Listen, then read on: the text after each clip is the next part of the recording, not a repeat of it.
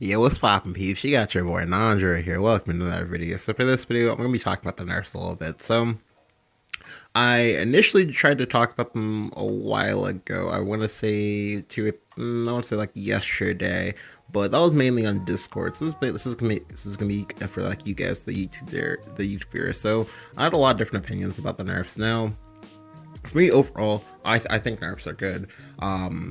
Just because, you know, something needs to happen.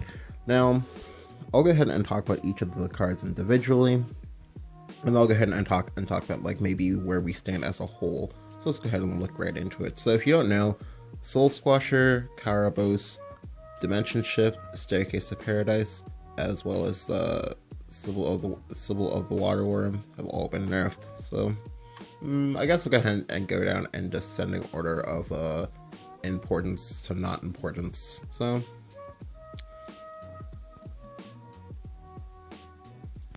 okay, so for the Carabos, as you can see, she just lost -1/-1 on her stats, both evolved and unevolved. So now she'll be a 7/7 evolved and a 5/5 base. So this is fine, honestly, because I believe I've mentioned this a few times, but like generally, for the most part, the only nerfs that like really like kill cards, I mean, like just, you know, like make it so like it's strong, so it's maybe say a lot harder to use it overall, are say functionality nerfs, but stat nerfs are usually kind of fine. Now in this case, what it means for Carabos is that, like, I don't know if you've played it, but like generally when you're playing variants of Carablood, what would happen sometimes is that sometimes you just hardcast the Carabos and just not care at all, because it was a 6/6. 6/6 is at that stat line where if it's evolved or unevolved, it just like it's so difficult to deal with it. To put it into perspective for you, if I'm going first and you're going second, and I'm on 6 mana and I play out the Carabos, like even if I don't evolve it, if it's on a naked board, there's only a handful of 5 and 6 drops that are played that can actually kill. Like, for example, Sibyl is one of the few that can kill it. Hector can kill it if Hector wants a suicide. Albert can't kill it. What else?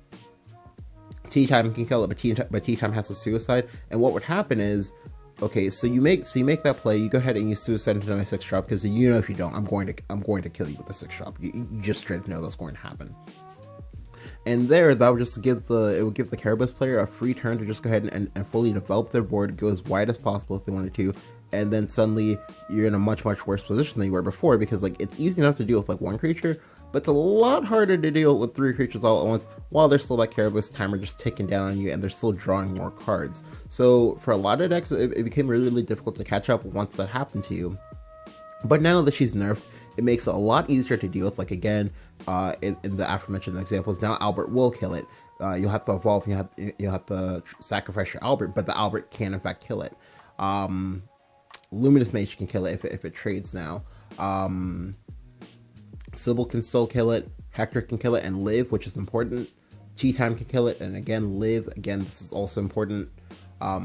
It just makes it so you don't fall like too far behind when the Carabos comes down. Like it definitely still means that the Carabos is definitely still playable. Like, do not get me wrong, you can still play Carabos, because that effect is still very powerful and still can like end you games. It just means that now you won't have the luxury of doing doing the play I just mentioned, where you just like hard cuts the Carabos. Yeah, you don't have to Evo if you don't want to.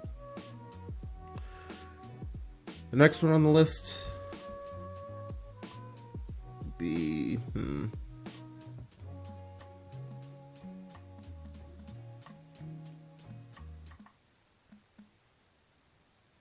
oh, oops, I forgot. Dimension Shift. So for the Dimension Shift, as you can see, it went up 2 mana, so it's now from 18 mana up to 20 mana. It still has the same functionality. You'll still use it the exact same way. However, the change in the 2 mana, what that means is that like now, in games where you don't like nut draw, it's going to be a lot harder for you to stack shifts, and that's very important, because a lot of times what would happen is that like you get like shifts off in like say turn 7, turn 8 or whatever. Sometimes you can even get it off like a little bit earlier, but you wouldn't have the hands to support it. But now it means that consecutive shifts are a lot harder to do. It now means that the average shift time is back up to say turn 8, turn 9, as opposed to say turn 7, sometimes turn 6. And this is very, very good for two reasons. One, it's shown that, okay, well, they're clearly showing that they're willing to nerf Dshift, though this is important on two different levels. So, as you may know, if you actually like actively follow stats or whatever, in the history of the game, Dshift has never had like a positive win rate overall. It's usually sub 50, like say around like 30 to 40. Maybe maybe say 30 to 40. And even though, you know, that's the case, a lot of people, they get very, very frustrated when they deal with Dshift, just because, like, playing versus anything is going to be difficult for a lot of people, just because, you know, people hate to lose. But playing versus combo decks like Dshift, and where the Dshift player, they have their hand, you don't know what's in their hand, and in this game, because they don't have, like, you know, any like hand destruction or any like any hand destruction, basically. It makes it very, very difficult for you to play around it, just because, like, you don't know if they're bluffing, you don't know if they're you don't know if they don't have it, and you need to go in. Like, it makes it very, very difficult to play around, because you feel as though you're like playing on needles. Now, while I personally definitely thought that, like, you could still play control decks or whatever, but you'd have to adapt how it was that you were playing for the control deck, a lot of people did not feel the same way. A lot of people were just like, we're not going to play control whatsoever, because we lose this one matchup. Now, hear me very, very carefully when I say this. It is okay to have good. It is okay to have good and bad matchups. It doesn't even matter if the matchup is abysmal. It's okay to have these.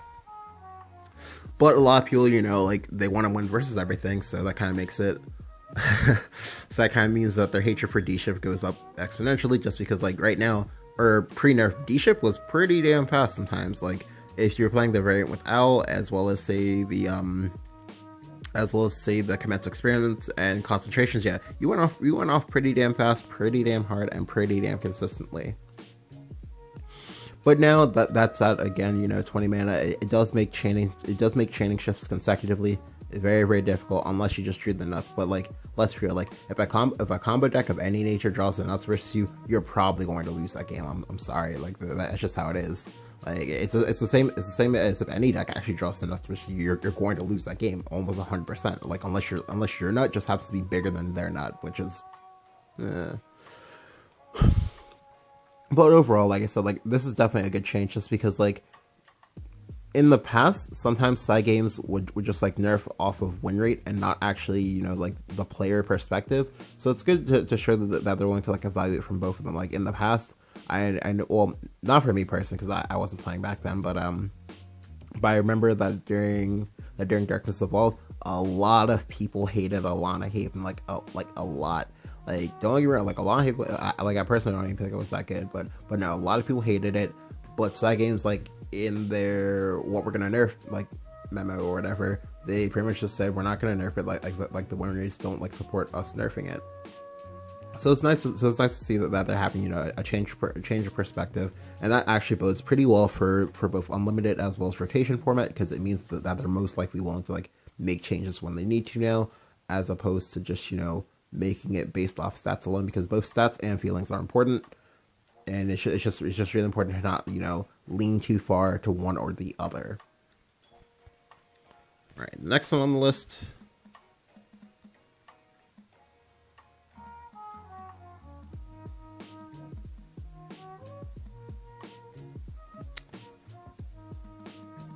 There we go. All right, little soulsquasher.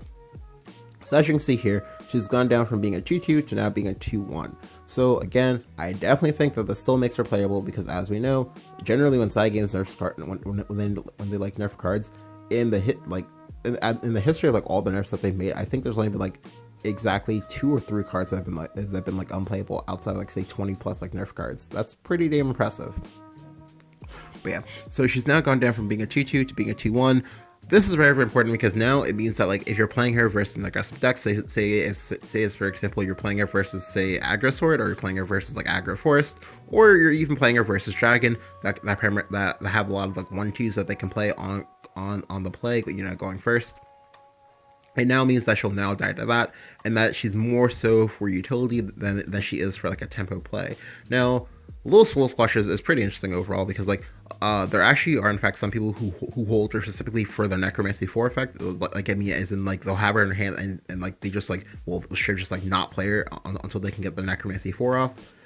There are some people who just like play her for tempo, and it does mean that like that for the most part like those people, how they play her, I don't think that'll change. You'll still play her for the Necromancy 4. However, what this does mean is that because she's not a T2 anymore, because she doesn't have like the premium stat line as well as the premium effect, that now means that she's not as mandatory as a 3 of anymore. You can still play her like for example, you can still like be willing to play her as a 2 of, but this now means that if you want to, you can actually go ahead and have the freedom to experiment with other 2 drops in the mid-range shadow or hell, even just like aggro shadow like lineup, because she was, I don't want to say she's over centralizing because she's not, but she was a little bit too like I guess ubiquitous in terms of play, where for the most part there was like for the most part literally no reason not to play her because again premium stat line. But now that that's no longer the case, you now have more freedom, and that's always good to not have any like deck building constraints when you do go ahead and deck build. Now, one thing I would like to note personally is that like I understood why this nerf happened. I know a lot of people like didn't see this one coming, just because like there were like many different opportunities to nerf her, and then they just kind of like passed her up each time. But I definitely felt like this is like a nerf aimed more towards like I don't want to say casuals, but like it was more so aimed towards people who are I guess like newer to the game. Because for me personally, I didn't find playing around Soul Squasher that difficult, but I know a lot of people felt kind of like strangled by Soul Squasher, ironically enough, in that they felt like, okay, well I can't evolve anything because the Soul Squasher is just gonna kill it, and they kind of fell into a little bit of that like loss aversion, which it can be pretty crippling at times for people if you don't know how to deal with it, you just don't know how to get over it. But yeah, again, the nerf isn't bad. It definitely changes things a little bit for Shadow, and we have been seeing the impacts of this, because this is actually the first day after the nerfs. So I know Kiri has told me that there's actually a lot of Shadow players just like experimenting and trying different things in place of Soul Squasher. Again, this does not make her unplayable. It just means that she's now more of a flex slot, and you don't have to play her if you don't want to some extent.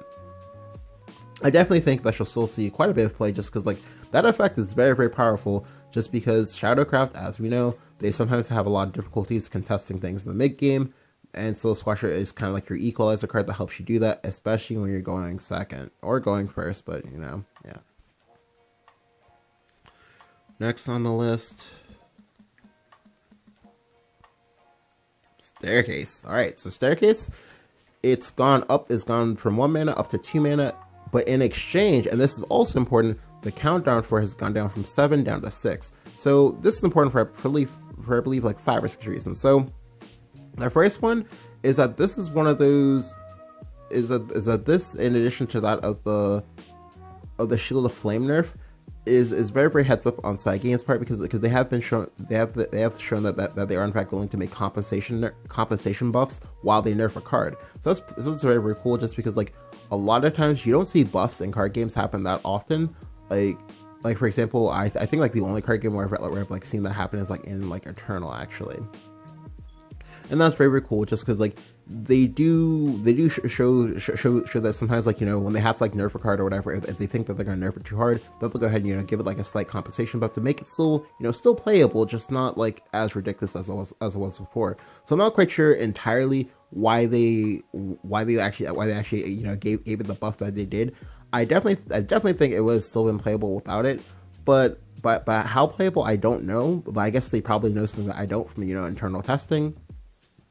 But the nerf overall is still good. So the reason why Staircase got nerfed, because I know like some people actually asked me that because they didn't know, is that Staircase was to some extent kind of like Grimnir from Tempest, in that like it was just a straight up just like 3-up in your deck, like no exceptions. And when you have cards that are like that, and when they're neutral, that presents a problem in and of itself. because it makes it kind of adds to the little bit of the homogenous feeling, you know, the kind of like samey feeling when you play cards, and you don't want you want to have as much freedom as possible when you build. Like you don't want to be like confined by, okay, well, I have to play like these like 37 cards, right? Because like they're the best 3 cards in the game. That's right, they're the best 37 cards in the game. Whatever my last 3 cards are going to be. Yeah, you don't want games to come down to that. It's not where you want to be. And I know for Staircase, a lot of people were playing it just like anything they could play it in. Hell, even things that they couldn't play it in, people were still playing it in that. And I definitely think that that's, you know, when a card becomes a problem. Now, at 2 mana, it definitely is still playable, because like for me, the baseline for when an amulet becomes like borderline unplayable is usually when it costs 3 or more mana. But in the case of Staircase, you know, you can still play it. There are certain decks that are still going to play it regardless of the nerf. Like for example, Atom Shadow, probably still going to play it. Certain variants of Dragon, probably still going to play it, because, you know, Dragon loves 3 mana. Neutral Force will probably still play it, as well as variants of Sword, like for example, I believe Midrange Sword and possibly Control Sword will probably still play it, because again, the effect is still very, very good, and it works to the game plan that they're working towards. Now, again, both the nerf and the buff were very, very cool. I am in fact glad that they decided to make it the way that they did, just because like I definitely don't think that this is a card they should like straight up like just like kill, because like it's a very, very unique effect, and it's one of the few like efficient draw tools that multiple classes like are able to like utilize, and that's very, very good for the game overall, just because like some classes just, you know, some classes just don't inherently have draw. Like for example, Dragoncraft, while they've like gone draw over the expansions, they don't really have draw. Like for Swordcraft, Swordcraft's card draw is very, very situational most times, and usually not utilized. Example, Stratagem. And so it's very good that you have options, but that's not like an option that like it's like that you're essentially just like forced to play. Very, very powerful overall, and I definitely do think it'll still see play. Like for example, a deck I'll be talking about in like the part 2 of this video for like the what you can play is actually Neutral, and I'm actually still playing two copies of Staircase in that. And it's definitely really good for decks that, you know, that like want to go like long term. Like for example, say certain like mid range decks. I don't think you'll play it in aggro anymore, just because like it's a tempo loss for you. You can't afford to do that. And if you do want to play something that like draws you cards in aggro, I would just play like say like Goblin Mage or whatever. But definitely, I definitely still think it'll be playable. All right, for the last one. And this is probably like the biggest one out of all these. Sibyl of the Waterworm. So I know Reddit practically just, you know, like wet themselves whatever when they heard about this, and and definitely out of all 5 of these nerfs, this is definitely the biggest one. So for Sibyl, she's now gone down -1/-1. So she's now 3/4 base and 5/6 evolved. So this is very very like, you know, game changing for a few different reasons. The biggest one is that in the past, Sibyl could beat over every single 5-drop evolved or unevolved, with the exception of base 5 HP units. So for example, the only 2 creatures at the 5-drop slot that can beat over and live is exactly Evolved Albert, if the Evolved Albert was at full HP, and Evolved Blade Fiend if the Blade Fiend was at full HP. That's ridiculous. Additionally, Sibyl could also beat over other 5-drops, such as for example, it could beat over Tin Soldier, which is actually very important. It could beat over Ektar technically. And you know, it's a very, very defining card of Dragoncraft. Now, I definitely think that this nerf needs to happen for a few different reasons.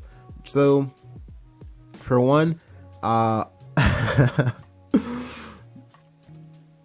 think that this is a good one, just because like generally for Dragoncraft. Now, it's very hard to quantify Dragoncraft overall, because like there are a lot of terrible players who play Dragoncraft, and there are also a lot of good players who play Dragoncraft. And the other thing that's also important, there are a lot of people who have no idea what to do versus Dragoncraft, and that's like huge. I'll actually probably be talking about this, I don't know, at some point in the future. I don't know when, but probably the next time Dragon becomes like broken or something like that. And as a result, like very hard to pinpoint like any one card in particular to nerf from Dragon Cup. So obviously let's go ahead and nerf Sibyl.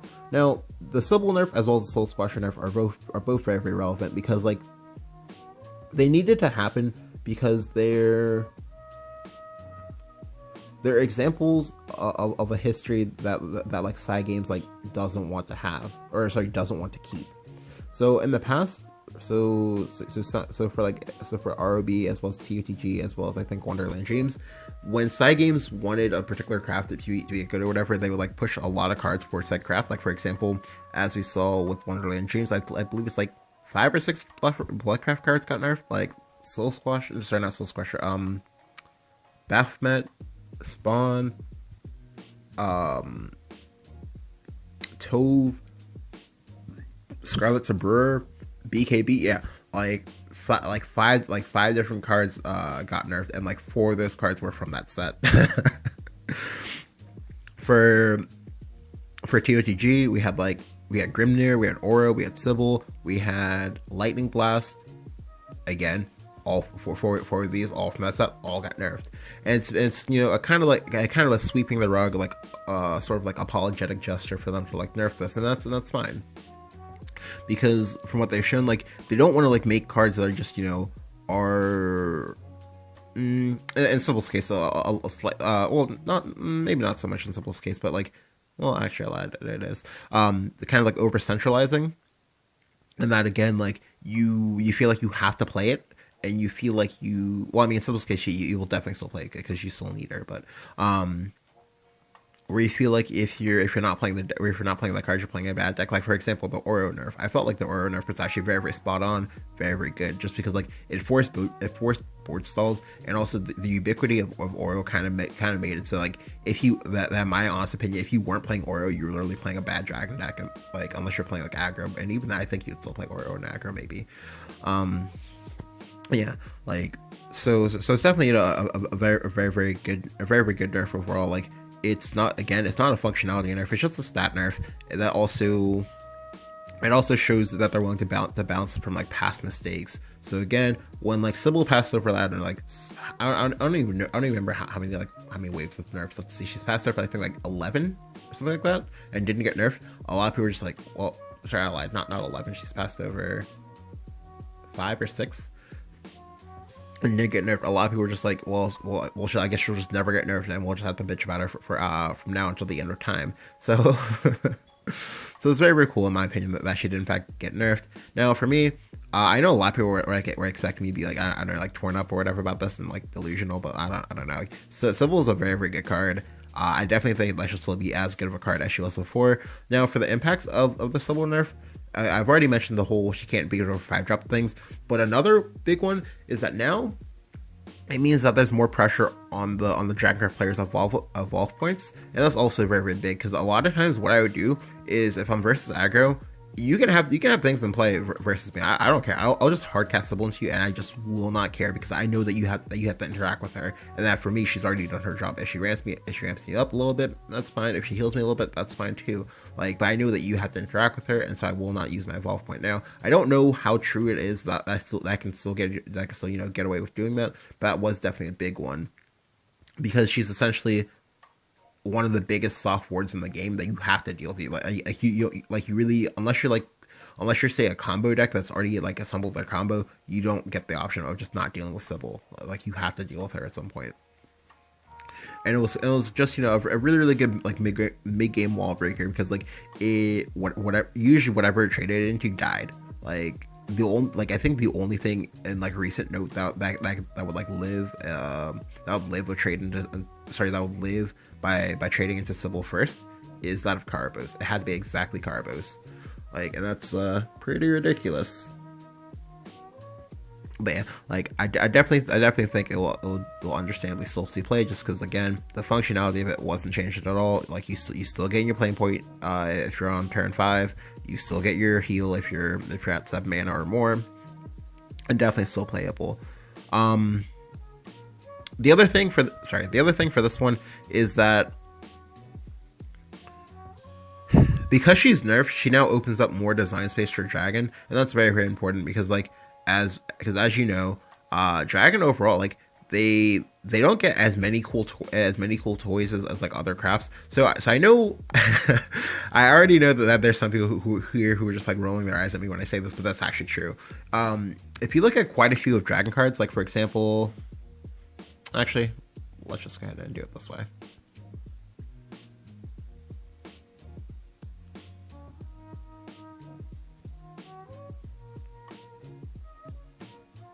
Alright, so again, like if you look at some of the cards from like Dragoncraft like over the last like few sets, like they get some pretty like jank stuff, like a vanilla 5/7.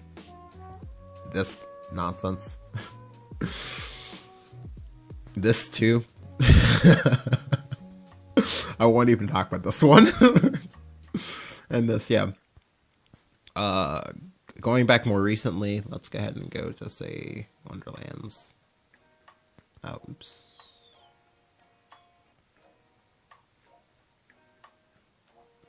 Yeah. They get some pretty jank and useless crap. Like, that's, pretty damn jank. And, so naturally, like, so now that she's been, like, nerfed, like, it does mean that there's a slight chance that we can, like, you know, get more, like, cool toys, and that they won't go to being immediately broken. Now, don't get me wrong, like, for them, like, there are some people who out there who honestly think that, oh, okay, well, Dragoncraft is the reason why. Sorry, well, Dragoncraft is Sibyl is the reason why Dragoncraft gets terrible cards. Period. That's obviously not true because Sibyl was printed in TOTG, and Dragoncraft still got terrible cards even before that, as I've just shown with that Darkness Evolved.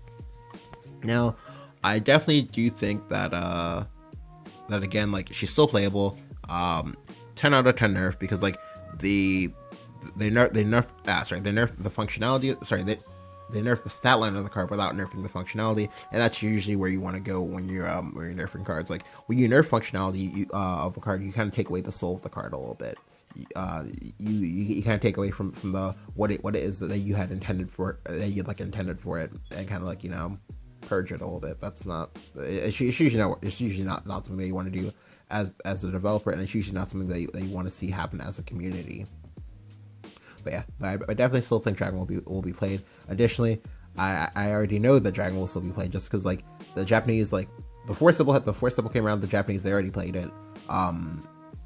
And you know, and the West thought it was a meme. So there's a chance we might go back to that, in which, you know, the West thinks Dragoncraft is a meme, but the Japanese, like, they know better, and they just, you know, like, they just collect free elo. The last thing I wanted to note about this is that, like, oh, okay, I remember now. Yeah, is that even though they're like nerfs like this, again, overall, it just makes the game a little bit of a healthier place for people to deal with, because like you don't want to have people that are like frustrated and like can't do anything about it. Now granted, there's a fine line between this and just like straight just like spoon feeding people, which is, I know, something that happens sometimes, in which like you kind of like don't know how to help people get better, so you just kind of, you know, make it easier for them and just do all the work for them. Like, you definitely don't want to be there either, so I'm really glad that she just wasn't like ruthlessly gutted. But yeah, like overall, like these nerfs were like pretty cool. Like I definitely like them because, again, if you don't like murder a card like that, I feel like nerfing of the card is fine. And I have still had like some success with like Dragoncraft or whatever, like even after the nerfs. I definitely think that for the most part, like if you're someone who's like playing Dragon because you were like a hipster or something like that, you probably won't play Dragon anymore. But if you're like a true blue Dragoncraft main or a friend or Dragoncraft, like, I guess, like player, you'll definitely still play it. Like, definitely still play it. Just because right now we're in that bit of an experimental phase where we're also seeing a lot of like greedy stuff get played for no reason. Like, for example, let's see. For me personally, I've queued into tilting my Milshag, and I've queued into like really, really greedy Midrange Shadow. I've queued into really, really greedy Dragoncraft with that's playing like stuff like, say, Satan and also not Satan, Poly. There we go. Yeah, they're playing stuff like Poly again, and all this like nonsense, which again, like, I'll talk about in the next video for this. But yeah. If you enjoyed the video, go and leave a like, go and hit the subscribe button. I know this was like a longer video. I think it's like 35 minutes, maybe 40 minutes. I'm not sure. But there's definitely, you know, a lot to talk about here, because like I do believe that like talking about nerfs is important, just so this way, like, you know, people kind of like understand what's going on, that they're not kind of like, you know, like left out in the dark. But yeah, thank you guys